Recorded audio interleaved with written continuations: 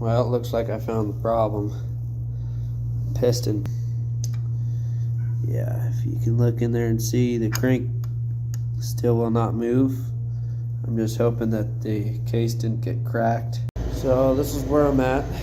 Seemed like she exploded. Your clutch isn't going to be in one piece, but there's several pieces. I was wondering why I couldn't wheelie.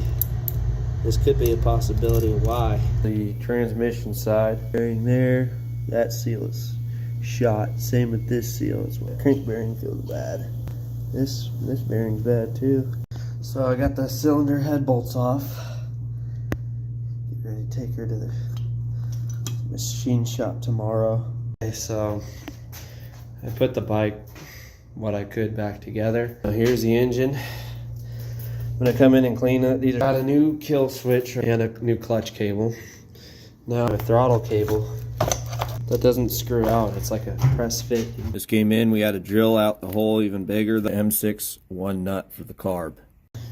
So I just got done putting all these bearings in, heated these up, sunk right in there, and then these ones weren't too bad. But that's first gear. Transmission shifts good. My head that I got back from the shop. Look at this thing. She looks pitiful.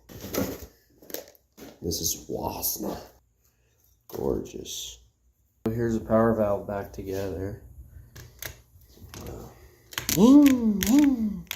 That arrow goes to your exhaust port.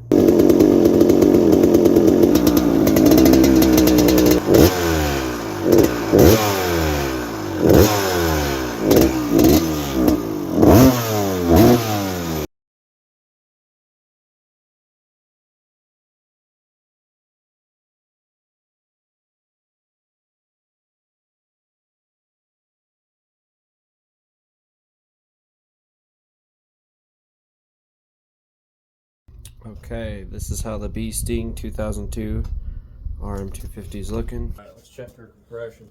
So we're at 175.